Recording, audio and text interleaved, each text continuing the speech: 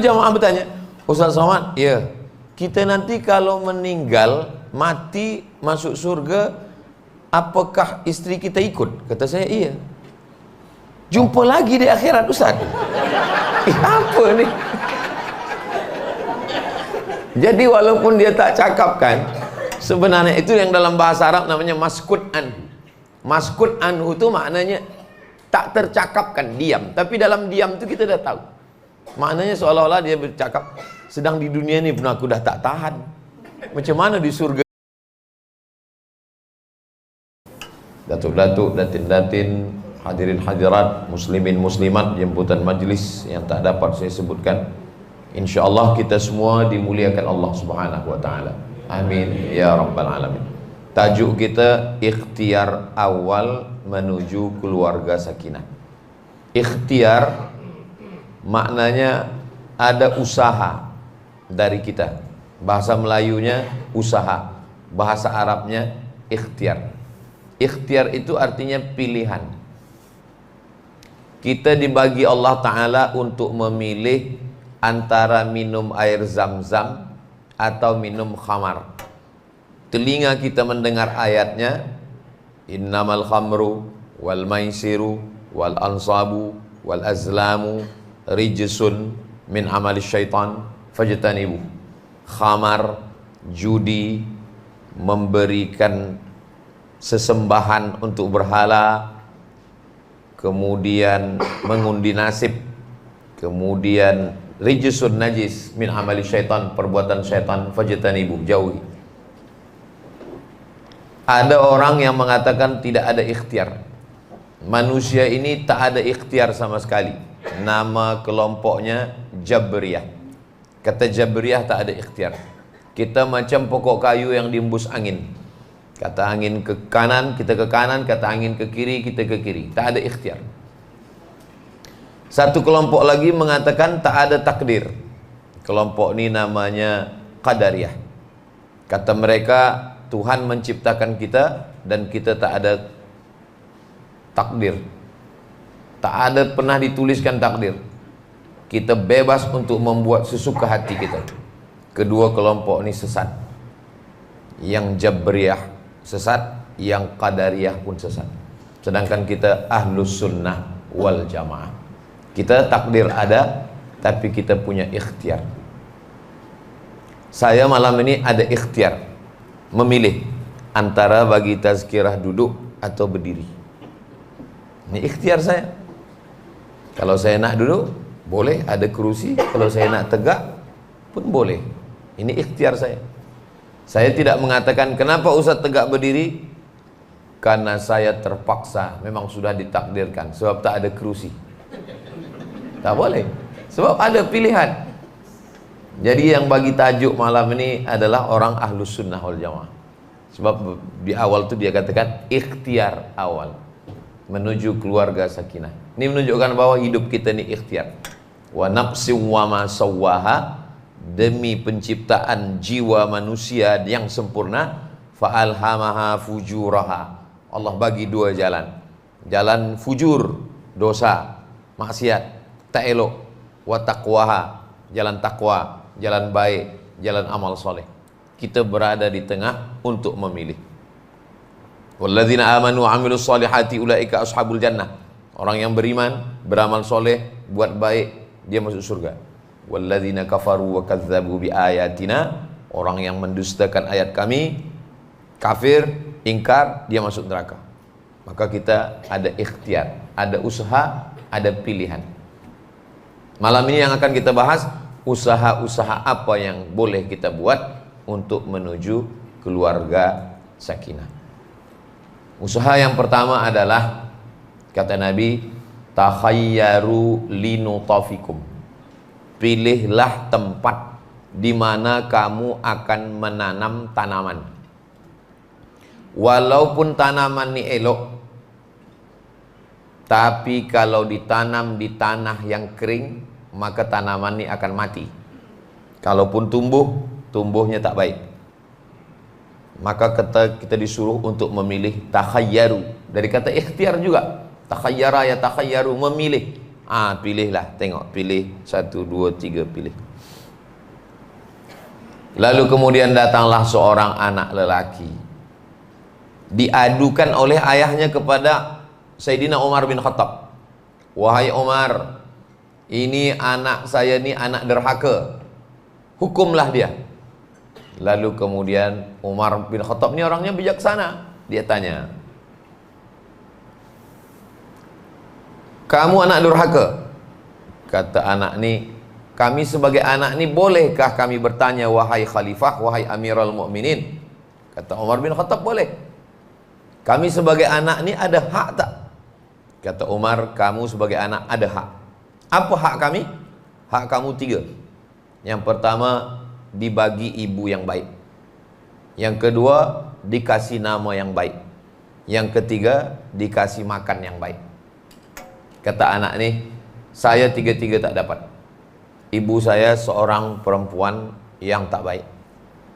Nama saya pun tak baik. Budak tu dikasih nama Kumbang. Mohon maaf kalau ada nama Kumbang.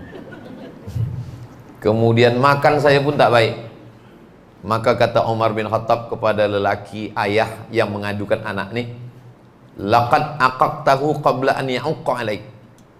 Engkau lebih dulu menderhaka kepada anak engkau sebelum anak engkau derhaka kepada engkau. Selama ini kita tahu anak durhaka, rupa-rupanya ada ayah derhaka. Jadi kalau takut nanti anak cakap pada kita ayah derhaka, nanti bila nak bagi dengar video tazkirah ni, yang bagian ini di-cut. Nanti bila kita nasihat dia, kamu jangan jadi anak menderhaka. Saya pun dah dengar tazkirah Ustaz Somad waktu di Brunei Darussalam, kata dia ada juga ayah derhaka. Sebab salah memilihkan ibunya. Itulah mengapa kita ada ikhtiar. Lelaki manakala dia memilih perempuan, maka yang dia pilih 4. Tungkahul mar'atu li arba. Perempuan itu dipilih kerana 4. Yang pertama, limaliha, karena dia kaya. Tuan rasa-rasanya orangnya handsome. Betul Ustaz, saya handsome. Banyak dulu perempuan yang mahu dengan saya. Kenapa jadi dengan puan ni? Sebab di antara semua dia lah yang paling kaya Ustaz. Kebun luas, duit banyak, rumah besar, kereta mahal. Ayah dia pula dah tua, lepas tu sakratul maut. Saya dapat warisan. Kata orang di kampung saya, dapat durian runtuh. Zaman dulu orang dinikahi kerana maliha, kerana harta. Yang kedua, wali hasabiha, kerana keturunan. Di tempat saya, orang yang keturunan baik-baik itu disebut berdarah biru. Saya tak faham dulu, apalah maksud darah biru ni. Rupanya ada binatang yang hidup di pantai. Di kampung saya namanya belangkas. Di Brunei apa namanya? Belangkas juga. Ekor dia tajam. Telurnya sebagian orang pernah masak. Saya pernah dibagi rebusnya, pening kepala 3 hari 3 malam. Lepas tu saya tak makan lagi, mabuk. Rupa-rupanya belangkas ni darahnya biru, mahal. Itulah mengapa orang yang hebat-hebat tu bangsawan-bangsawan. Biasa juga disebut dengan bangsawan. Bangsawan tu artinya bangsa yang hidup di awan. Kita ni di bumi. Nah, biasa ditengok darah biru. Kenapa kamu nikah dengan dia? Sebab dia darah biru, darah yang mahal. Walaupun sebenarnya kalau ada orang sakit tak naklah dibagi darah biru. Biasa darah O, darah I, darah B. Saya manakala dulu cek, doktor cakap Ustaz Abdul Somad darahnya EB. Darah apa ni, kata saya? Kata dia, inilah darah yang paling elok Ustaz, ini darah paling mahal, kata dia. Oh, saya pun rasa bangga lah sikit. Kata saya, oh macam tu ya. Kalau darah O ni merata-rata mana banyak, tapi EB ni. Tapi biasanya Ustaz, kalau ada satu orang susah dapat darah, biasanya EB ni yang paling banyak mati, kata dia. Sebab susah nak dapat darah orang lain. Kadang doktor ni pun nak buat kita juga, nak kerjakan kita juga. Jadi biasa perempuan zaman dulu lihasabiha. Yang ketiga pula lijamaliha. Dia mesti guna alif. Jamal. Artinya kalau ada alif Jamal cantik. Kalau tak ada alif Jamal camel. Unta. Jadi bahasa Arab ni dia ada panjang, ada pendek, ada mat. Maka kita mesti belajar tahsin. Ada idgham, ada ikhfa, ada gunnah, ada qalqalah, ada mat. Mat jaiz. Ada mat, ada panjang pendek. Jamal kerana cantiknya. Orang Melayu kalau memuji tentang kecantikan, Allahu Akbar. Rambut bak mayang terurai. Rambut bak mayang terurai, alis bak semut beriring, bibir bak delima merekah, pipi bak pauh dilayang. Saya dulu hanya tahu cakap menghafal, tapi tak tahu apalah pauh ni. Pauh ni rupanya, saya tanya almarhumah mak saya, mak, rambut bak mayang terurai, itulah mayang. Mayang kelapa terurai. Delima merekah kita tahu. Semut beriring, tahu. Pauh ni mak, pauh tu kata dia mangga. Pauh dilayang, buah mangga yang melayang. Pipi buat pauh dilayang, cabi lah. Jadi banyak kata-kata orang dulu yang hari ini tak dapat difahami sebab tak dipakai lagi. Tapi itu pujian tentang kecantikan. Apakah kerana cantik lalu orang jatuh cinta, atau kerana cinta lalu nampak cantik? Itu tak sepakat ahli fiqh. Ikhtilaf banyak manusia. Kata seseorang, kerana cantiklah lalu jatuh cinta. Kata sesetengah lagi, kerana cintalah maka nampak cantik. Mana-mana pun betul lah.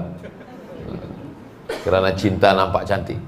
Boleh jadi juga kerana cantik lalu jatuh cinta. Mana yang duluan? Kita tak nak bahaskan ini. Tapi yang jelas bahawa manusia itu kena tiga. Yang pertama, kerana harta. Yang kedua, kerana keturunan. Yang ketiga, kerana kecantikan. Kata Nabi, jangan pandang tiga-tiga ni. Maka yang empat, fazfar bidzatid din, pandanglah kerana agamanya. Bila kau pandang kerana harta, harta akan binasa. Bila kau pandang kerana darah, darah akan hilang. Bila kau pandang kerana rupa, rupa pun akan berganti dan berubah.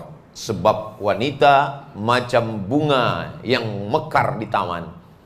Dipandang dari jauh cantik, didekati harum semerbak, selepas itu dia akan layu, kuning dan mati. Bunga yang tak layu cuma satu, bunga plastik. Itulah maka banyak sekarang orang plastik, tak original lagi. Nah, maka kata Nabi SAW, yang keempatlah yang menjadi tes, yang menjadi kelulusan dia, fazfar bidzatid din, pandanglah kerana agamanya, taribat yadaka, maka engkau akan selamat. Bagaimana pula perempuan memandang lelaki? Lelaki memandang perempuan kerana empat, perempuan memandang lelaki lebih sikit, dua saja, tak banyak. Idza ja'akum man tardawna dinahu, kalau datang yang meminang anak gadis engkau, wahai Abdul Somad, engkau nanti bila menengok lelaki, dua saja. Idza ja'akum man tardawna dinahu, kalau kau tengok baik agamanya, wa khuluqahu, baik akhlaknya. Kenapa dipisahkan antara agama dengan akhlak? Sebab ada orang yang secara agama baik, sembayangnya taat, duha tak tinggal, tahajud malam, tapi bila mengamuk, semua haiwan keluar dari mulut dia. Dari yang besar hingga yang kuman di tepi pantai, nampak? Tak baik akhlak. Ada pula yang baik akhlak, cakap lembut. Kalau tengok daripada jalannya, lalat pun tak mati dia pijak.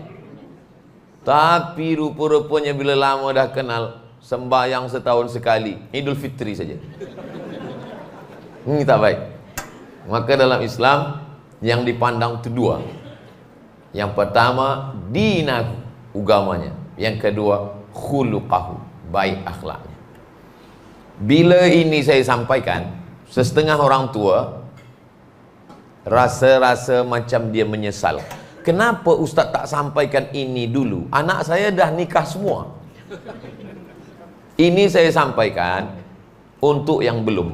Adapun yang sudah, jangan diulang lagi. Yang ada itu sajalah kita jaga-jaga.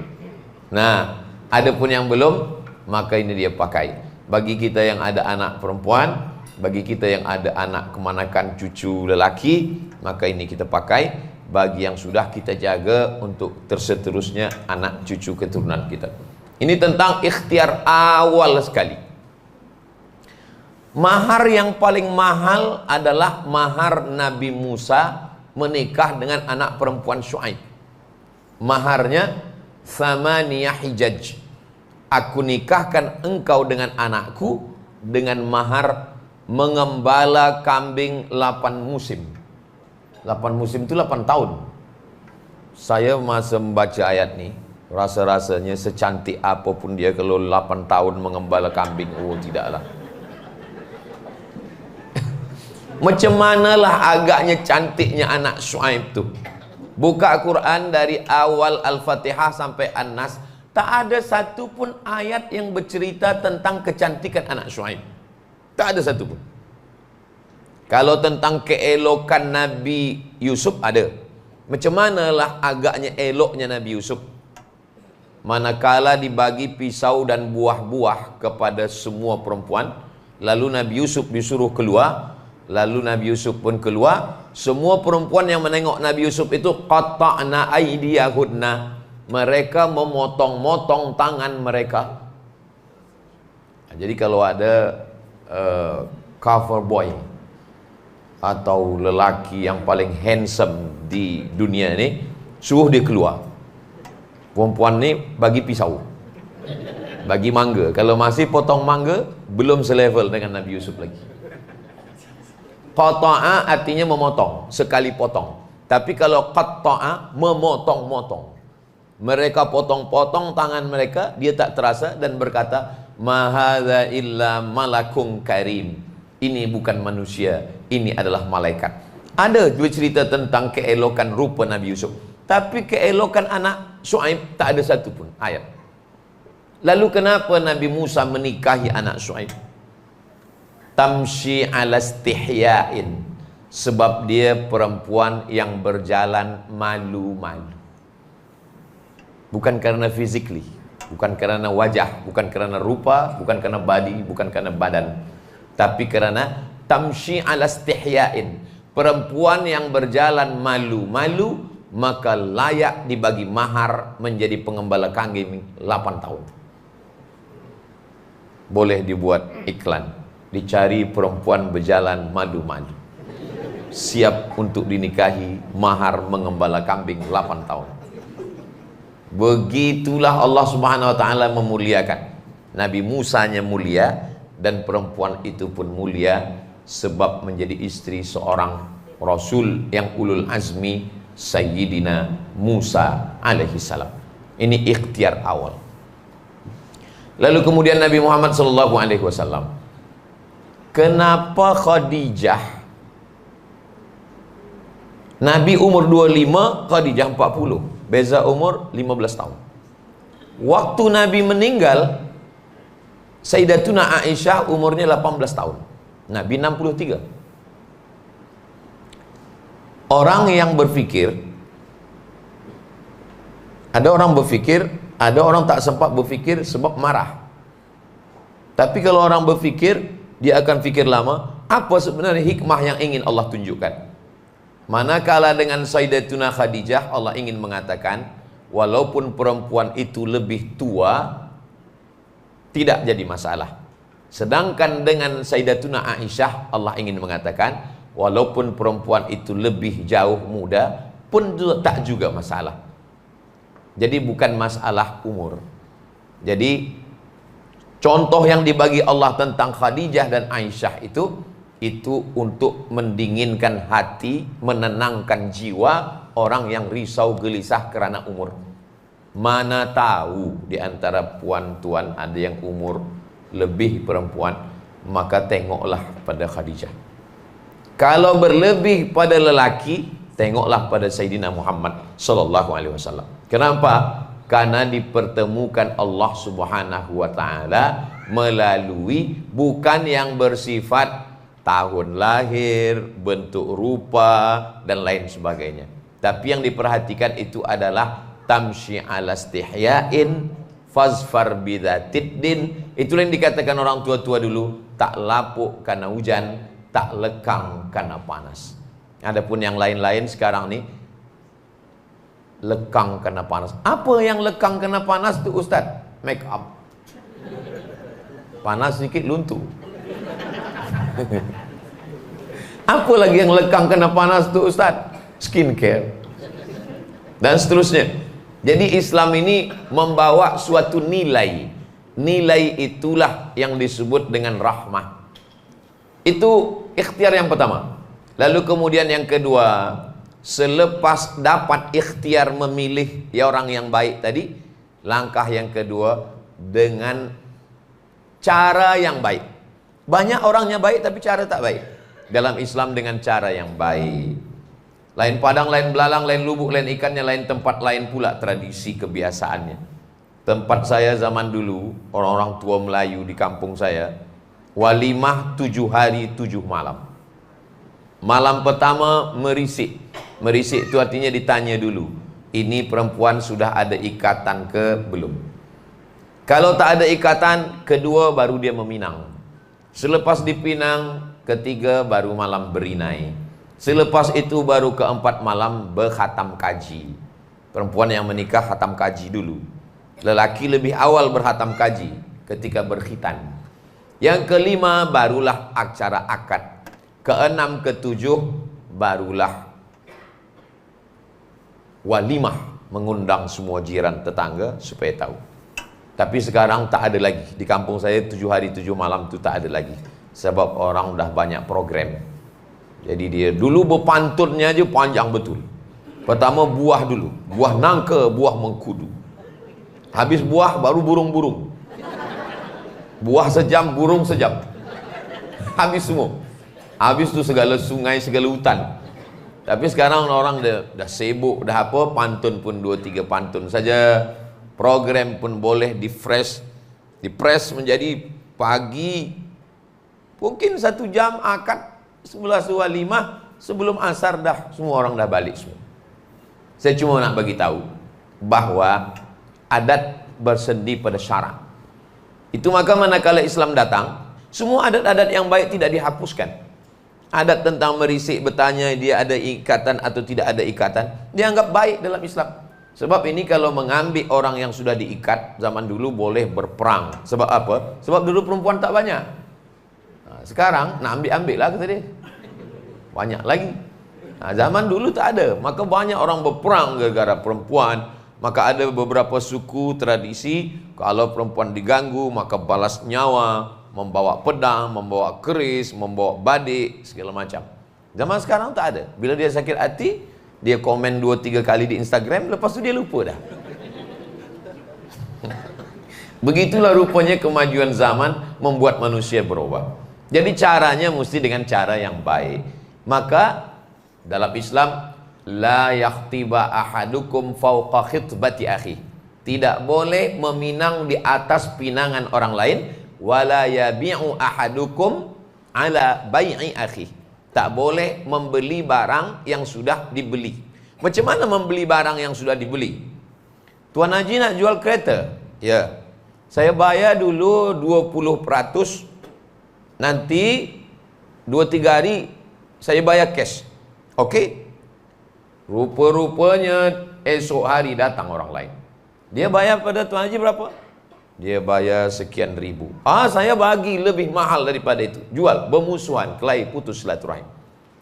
Maka jual beli tak boleh. Begitu juga dengan khitbah pun tak boleh. Saya khitbah anak Tuan Haji. Ya. Apa agak-agaknya mahar? Mahar insya-Allah sebentuk cincin emas. Ya. 2 pekan selepas itu datang seorang lelaki. Dia khitbah pakai apa? Cincin. Saya bagi cincin, gelang, rantai, gelang kaki 3. Kata dia, iyalah kalau gitu yang lama itu kita cancel aja lah. Rusak silaturahim.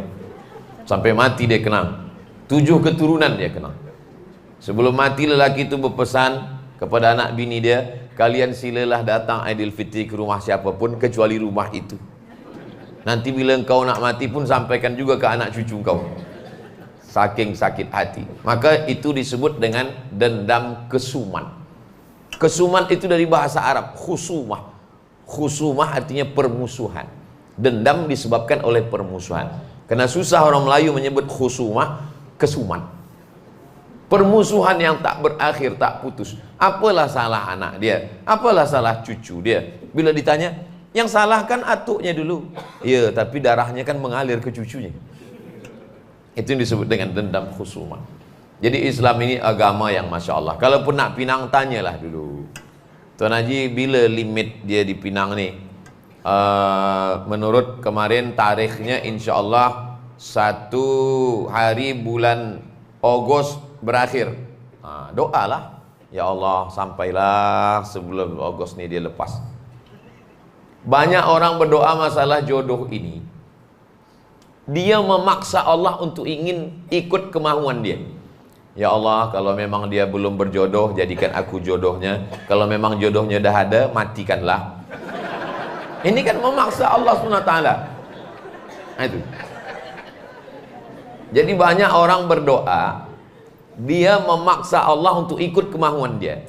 Ketika sesuai keinginan dia dengan yang diberikan Allah, dia pun bersyukur. Dan bila tak sesuai, dia menjadi kufur. Kita orang Islam tak begitu. Kita berusaha, berikhtiar, selepas itu kita minta istikharah. Kalau sesuai yang kita mahu dengan yang didatangkan Allah, kita bersyukur. Kalau tak sesuai, kita bersabar. Tapi lepas tazkirah ni, jangan pula kita saling tanya, engkau termasuk yang bersyukur ke yang bersabar? Kita ni semua insya Allah bersyukur. Sebab kita macam orang yang datang kepada raja, lalu kemudian raja bagi pena. Ada 3 orang datang, satu bagi pena, satu bagi pena, satu bagi pena untuk menulis. Kata orang yang pertama, kalau tahulah macam ni aku tak datang tadi ke raja ni. Kenapa? Pena banyak di rumah. Kata yang satu lagi, aku tak tengok pena. Kenapa gitu? Ya dapat pena jadilah kita boleh menulis. Kata orang yang ketiga, yang kupandang bukan penanya, tapi yang kupandang siapa yang memberikannya. Tapi ini jangan dipakai balik ke rumah nanti. Balik ke rumah, aku sebenarnya tak melihat engkau, tapi Allah yang sudah mengutus engkau kepada aku. Apa maknanya? Kalau nak boleh buat status esok pagi, bolehlah. Tapi tunggulah yang lain agak 2-3 hari, nanti tengok orang sama, ini nampaknya ambil tempat yang sama ni.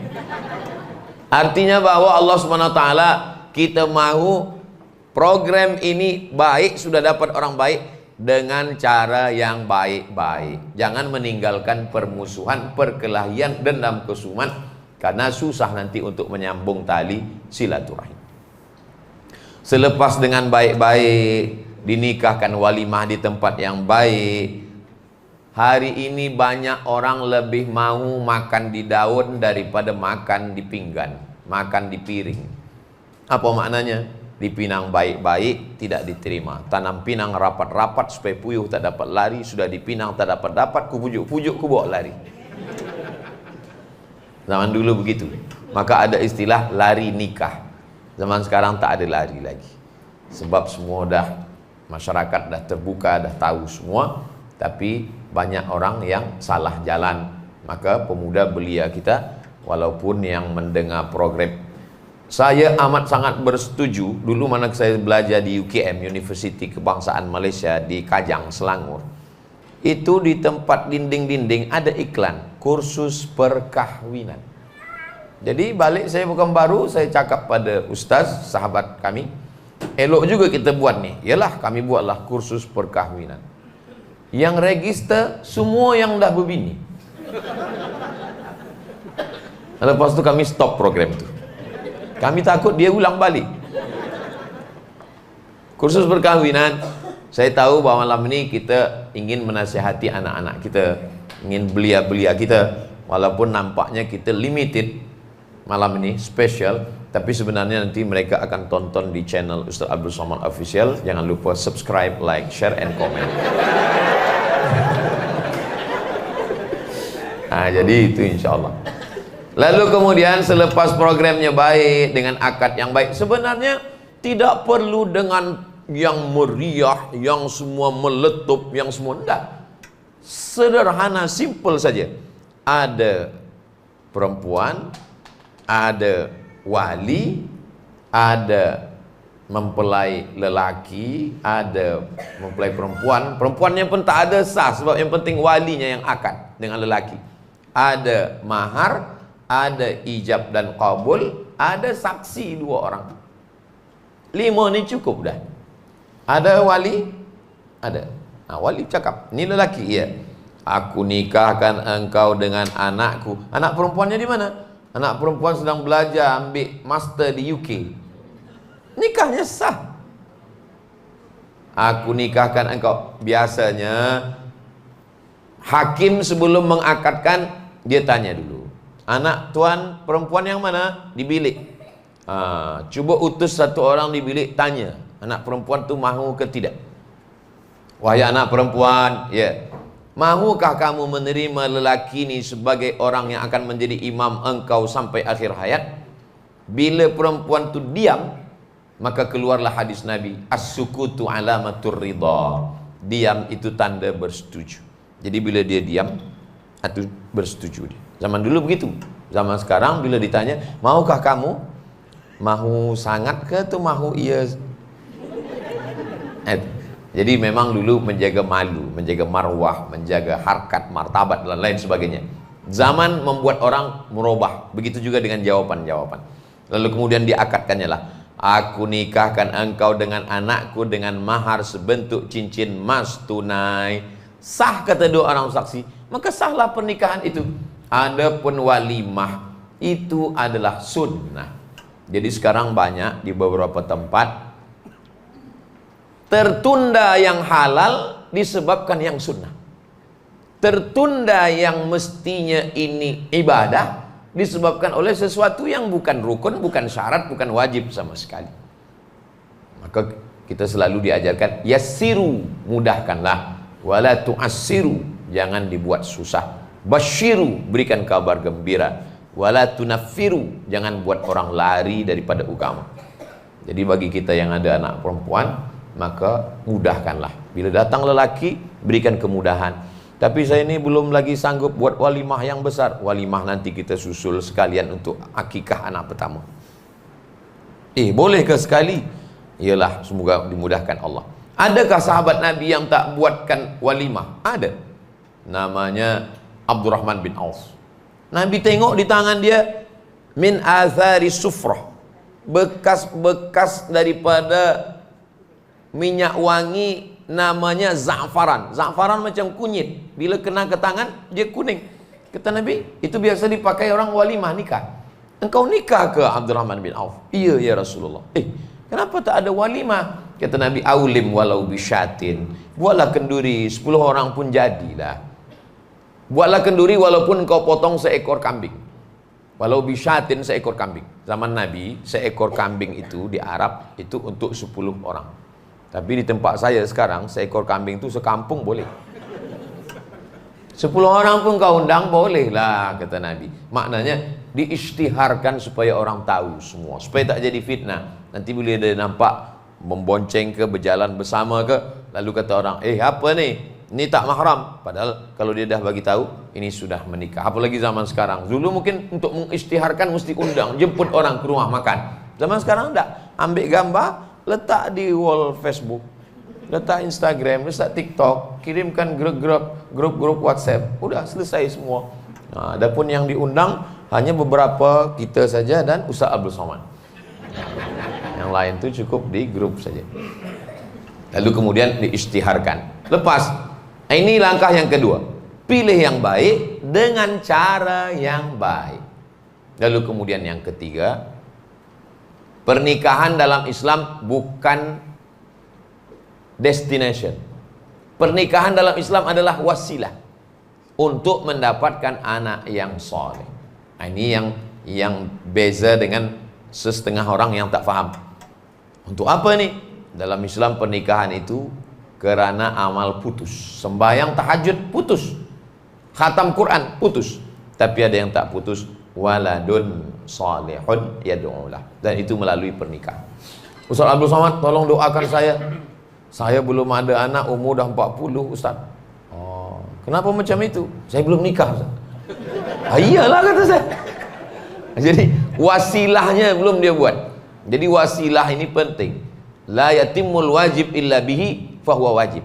Tak sempurna yang wajib kerana dia tidak ada, maka dia menjadi wajib. Berwudu itu wajib, sebab solatnya wajib. Tidak sah solat kalau tak ada wudu. Bagaimana dengan membeli timba dan ali untuk mengambil air dalam perigi?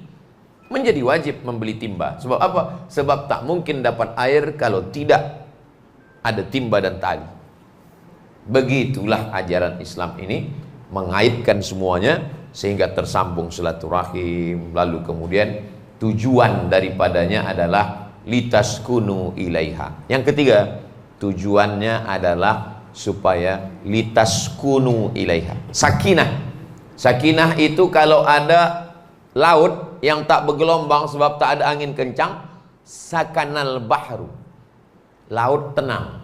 Malam ketika tak ada suara menjerit, malam itu disebut dengan sakanal lailu, malam yang tenang. Begitu juga dengan hati manusia. Sebelum menikah dia risau, kemanalah tali kesampan akan ditambatkan. Selepas itu dia pun menjadi tenang. Tapi ada juga lelaki duduk-duduk dengan istrinya di rumah, dia berkata, kata dia, alhamdulillah engkau kusuk kepala abang, hilang sakit kepala. Jadi selama ini abang sebelum nikah, abang sebelum nikah dengan kau tak ada sakit kepala.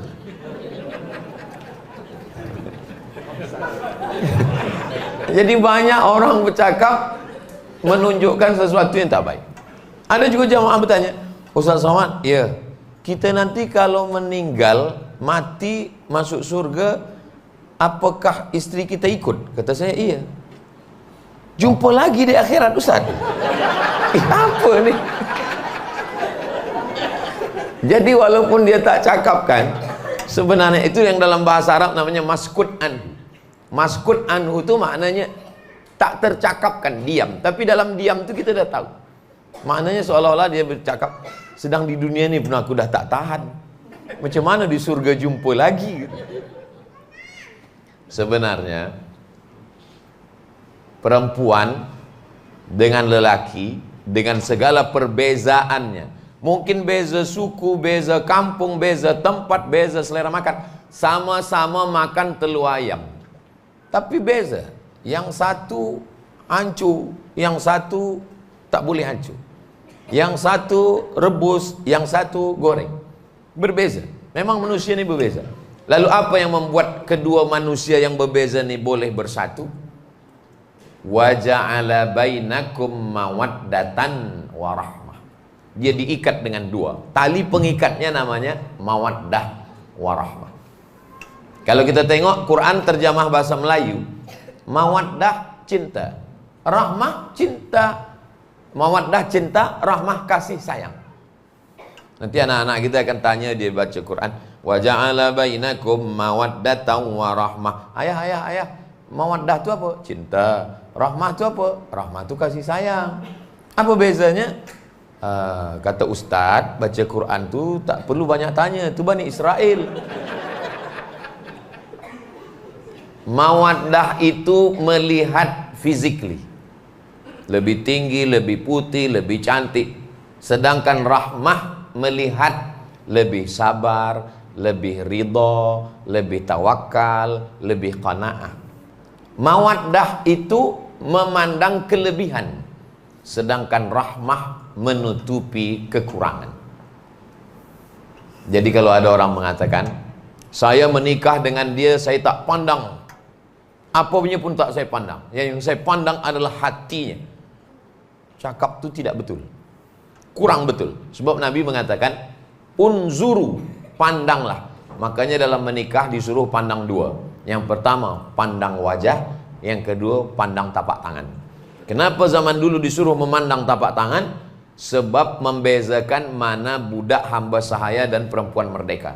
Kalau nampak tapak tangan dia kasar, mungkin dia menarik tali timba atau membuat tepung gandum, maka mungkin rasa tak senang. Jangan sampai ada pepatah di kampung saya, membeli kucing dalam karung. Kucing tu dalam guni, tak nampak, lepas buka lalu nampak kucing. Islam tak begitu. Tak ada rish, tak ada tipu daya. Yang kedua, menengok muka. Mungkin selama ini nampak dari jauh, sedang panas, berkunang-kunang. Maka tengok malam lepas maghrib datang, tengok. Kalau boleh perempuan tu jangan tahu bahawa lelaki ni nak datang menengok. Sebab bila dia tahu, nanti selepas itu dia akan malu seumur hidup.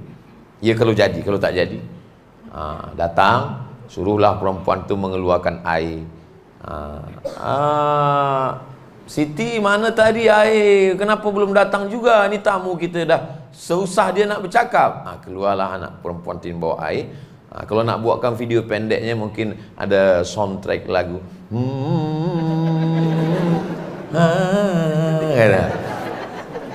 Dia nak tengok. Lepas itu baliklah dia. Kata lelaki ni, tak jadilah nampaknya Pak Haji. Kemarin nampak saya hitam manis. Ini manisnya tak ada lagi, tinggal hitamnya. Jadi dalam Islam ini ada keterusterangan. Masalah rasa dalam hati ini tak sama. Boleh jadi waktu dia nampak itu, dia ada rasa, membuat dia semangat untuk meneruskan pernikahan. Tapi boleh jadi dia rasa, tidaklah. Maka beza antara pertunangan dengan di negeri kita dengan pertunangan di Arab. Pertunangan di Arab itu sesuatu yang biasa saja. Jadi alhamdulillah, tak jadi pun tak masalah. Tempat kita bila dah ditunang tak jadi, itu menjadi masalah. Tempat saya lah, Brunei saya tak tahu. Tempat saya bila dah dipinang tak jadi, boleh orang jadi, jangan pinang lagi tu, itu dah dipinang satu fulan dulu. Tak jadi masalah. Ini menjadi masalah. Jadi kita mesti tahu juga adat istiadat, mana yang datang dari adat, mana yang dalam syariat Islam. Selepas disatukan antara makhluk yang berbeda ini dengan mawaddah warahmah, lalu kemudian jelas ikhtiar awalnya memilih yang baik, caranya yang baik, tujuannya kebaikan dapat anak yang soleh, disatukan dengan mawaddah warahmah, jadilah dia keluarga yang sakinah. Yang last terakhir sekali, yang kelima adalah bahwa Allah Subhanahu wa taala mengatakan melalui lisan Nabi Muhammad sallallahu alaihi wasallam, "Inni mukatsirum bikumul umam." Saya adalah orang yang paling bangga nanti di surga, di akhirat, karena umat yang paling banyak adalah umat Nabi Muhammad sallallahu alaihi wasallam. Itulah maka disuruh menikahi, tazawwajul walud, nikahilah perempuan yang banyak anaknya. Hadis ini muskil, problem. Nikahilah perempuan yang banyak anaknya. Macam mana kita tahu dia banyak anak, dia masih gadis? Tanya maknya anak berapa. Mak awak anak dia berapa?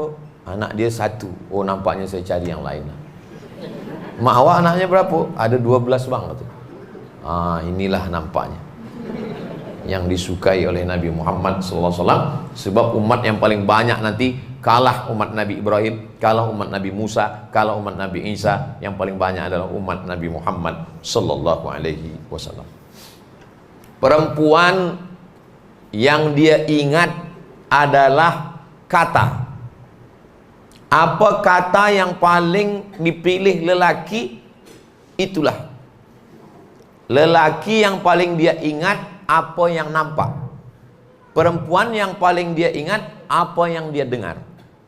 Maka jangan heran perempuan jatuh cinta kepada lelaki yang biasa-biasa saja. Sebab apa? Sebab dia tak menengok, dia hanya mendengar. Sedangkan lelaki dia tidak mendengar, dia menengok. Itulah mengapa banyak perempuan mementingkan yang ditengok. Memakai sanggul rambut hingga mencucu atap. Memakai. Kenapa? Sebab dia ingin ditengok. Sedangkan perempuan dia ingin mendengar sesuatu dari perempuan, dari laki-laki. Maka Nabi memilih kata. Nabi memanggil Sayyidatuna Siti. Siti itu dari bahasa Arab. Kalau laki-laki saya panggil Sayyidi, tuanku. Kalau perempuan Sayyidati. Tapi kerana orang Melayu payah memanggil Sayyidi panjang, jadi Sidi.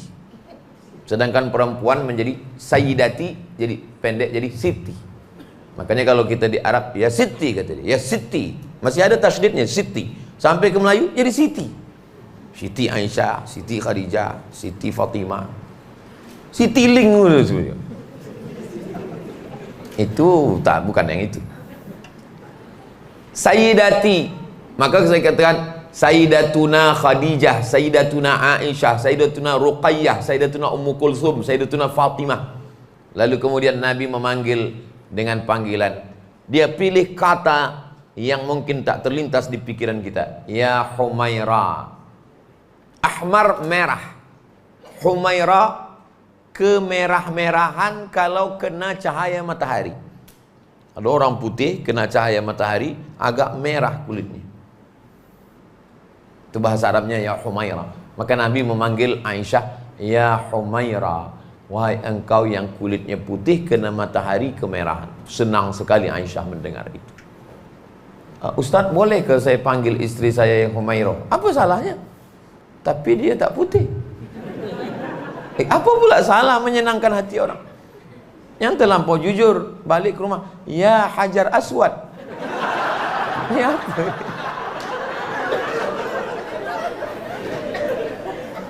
Tidak semua kejujuran itu menyenangkan. Banyak kejujuran itu menyakitkan. Dan ketika kita mengatakan ya Umairah, itu bukan berarti kita sedang berdusta, berbohong. Ada 3 hal yang tidak dianggap berdusta. Yang pertama, ketika sedang berperang. Berperanglah kita dengan musuh, lalu saya masuk ke rumah Tuan. Datang orang yang mengejar saya. Sampai di pintu, dia tanya, mana Abdul Somad? Lalu Tuan menjawab, Abdul Somad tidak ada di sini. Lalu orang itu pun pergi. Padahal saya ada di dalam. Waktu itu Tuan sedang mengatakan Abdul Somad tak ada di sini. Maksudnya di sini tak ada. Dia di dalam ada. Itu namanya hilah. Berhilah. Yang kedua adalah mendamaikan orang yang berkelahi. Berkelahi orang, lalu kemudian dia datang ke tempat saya, menceritakan tentang aib Syanu itu begini, begini, begini. Lepas itu dia pergi. Datang musuh dia bertanya ke saya, Ustaz Somad, iya, tadi saya tengok dia datang ke rumah Ustaz. Saya tengok bercakap, biasanya kalau makin kecil suara tu makin hebat beritanya. Ada dia menceritakan tentang saya tadi. Satu pun tak ada menceritakan tentang engkau. Maknanya satu tak ada, 100 ada. Itu bukan dusta, itu hilah namanya, mendamaikan orang. Yang ketiga adalah seorang suami kepada istri. Tapi ini jangan dipakai untuk berdusta, bohong. Nah, ini saya sebenarnya takut juga menyampaikan yang ini. Balik dari Indonesia, dari Yogyakarta, membawa kain batik. Lalu kemudian kata istri, inilah aku bawakan engkau kain. Kata suami, Allahu Akbar, belum pernah abang menengok kain macam ini. Kan tak sebut cantiknya. Boleh jadi tak pernah tengok macam ini, buruknya. Itu tidak sedang berdusta, tidak bohong. Itu namanya hilah. Hilah dalam fikih namanya fikih hilah. Orang kita berubah menjadi berkilah, berhilah. Tapi dia bukan dusta, dia bukan bohong. Maka ketika seorang lelaki dengan seorang perempuan tak sama. Lelaki itu banyak diamnya. Dia berfikir. Perempuan itu lebih banyak kepada perasaan. Laki-laki itu lebih banyak kepada pikiran.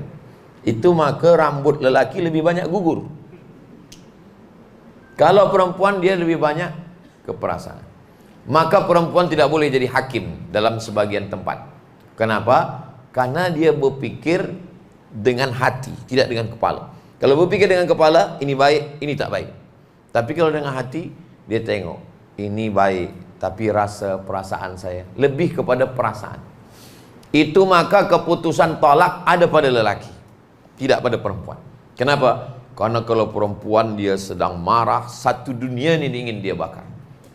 Tapi bila hujan dah datang, semuanya menjadi sejuk. Lelaki kalau dia katakan iya, iya. Kalau dia katakan tidak, tidak. Kalau perempuan mengatakan tidak, maknanya 3. Yang pertama, boleh jadi iya. Yang ketiga, boleh jadi tidak. Yang ketiga, boleh jadi kadang-kadang iya, kadang-kadang tidak. Itu maka lelaki mesti faham. Kalau ada seorang lelaki ingin meminang perempuan, aku ingin meminang engkau. Kata perempuan, aku belum mahu menikah. Lalu lelaki itu tidak paham, dia akan cari perempuan lain. Padahal sebenarnya perempuan itu ingin mengatakan, sekuat apa keinginan engkau? Dia sebenarnya ingin dirayu lagi, didatangi lagi. Nah, maka yang saya sampaikan ini sangat penting bagi lelaki yang belum menikah, yang baru menikah, supaya memahami. Oh, betul kata Somad, saya dah mengalami beberapa kali tidak, rupanya iya, rupanya tidak. Dan kadang-kadang iya, kadang-kadang tidak. Kalau ada seorang lelaki memberikan semuanya pada perempuan, dia bagi rumah, dia bagi kereta, dia bagi gelang, dia bagi cincin, dia bagi subang, dia bagi anting, dia bagi kaaf, semua dia kasih. Ada satu hal kecil yang tidak, maka satu hal kecil yang tidak itulah yang akan dia ingat sampai mati. Tapi tidak semua perempuan. Ini pun saya dengar dari orang tua-tua dulu. Mungkin juga tidak lagi berlaku pada yang sekarang. Artinya yang saya sampaikan ini general, sebahagian besar, tapi boleh jadi tidak terjadi pada yang lain. Tentang masalah cakap, tidak semua perempuan, ada juga perempuan yang diam, lakinya pula banyak cakap. Saya kalau jumpa dengan orang datang ke rumah saya atau saya bertamu ke rumah dia, kata dia, Ustaz Somad ni saya tengok dalam tazkirah rancak bercakap, tapi bila kita dah duduk Ustaz tak banyak cakap. Kata saya, kalau saya dah tazkirah bercakap, di sini bercakap juga lagi. Bila saya diam? Saya kalau bercakap depan orang ramai, okey. Tapi kalau bercakap berdua, asal dah habis 3 pertanyaan, apa kabar? Bila sampai? Macam mana tadi? Habis tu saya pun bingung. Apa nak ditanya, apa nak ditanya balik? Apa nak saya? Itu. Maka kalau saya bertamu ke rumah orang, gitu juga. Apa kabar? Sihat? Tanya dia, tanya anak dia, dah. Takkan kita tanya bini dia? Jadi saya termasuk yang tak banyak. Tapi kalau tazkirah ya, termasuk dengan, kalau kita termasuk lelaki yang susah berkomunikasi. Komunikasi kita ada 3. Pertama, komunikasi cakap langsung.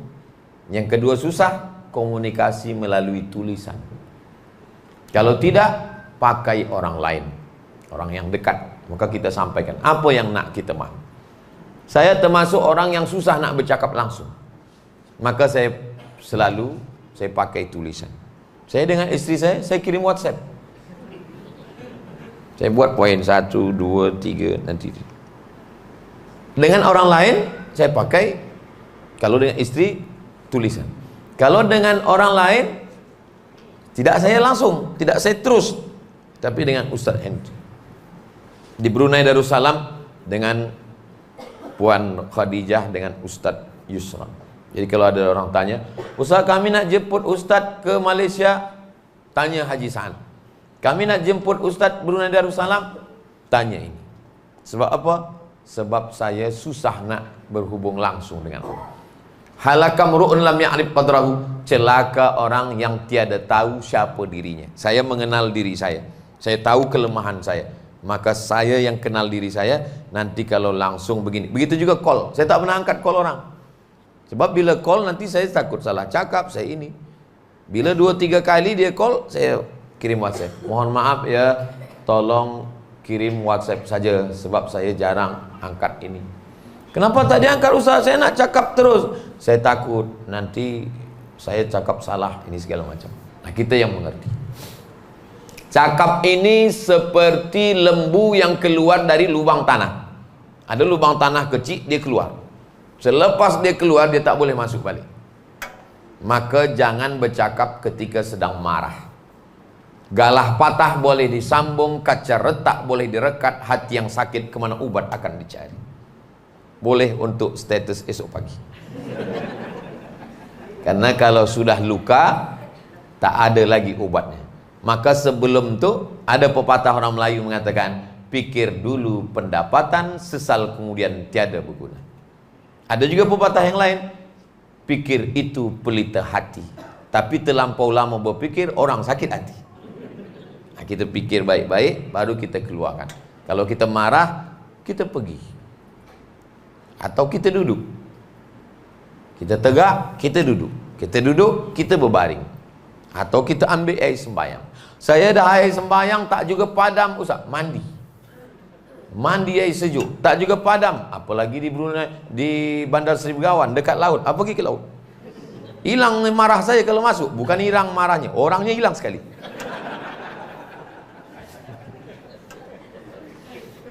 Wa amruhum syura bainahum. Mereka memutuskan segala perkara dengan bermusyawarah.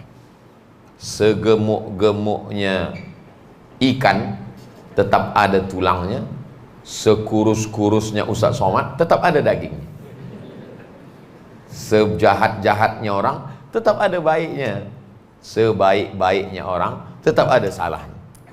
Ustaz Abdul Somad, Ustaz kami, guru kami selalu tonton Ustaz, tetap ada salah. Man kasura kalamuhu kasura sabtuhu. Siapa yang banyak cakapnya, dia lah yang paling banyak salah. Di antara kita ni, saya lah yang paling banyak salah. Sebab saya bercakap dari tadi.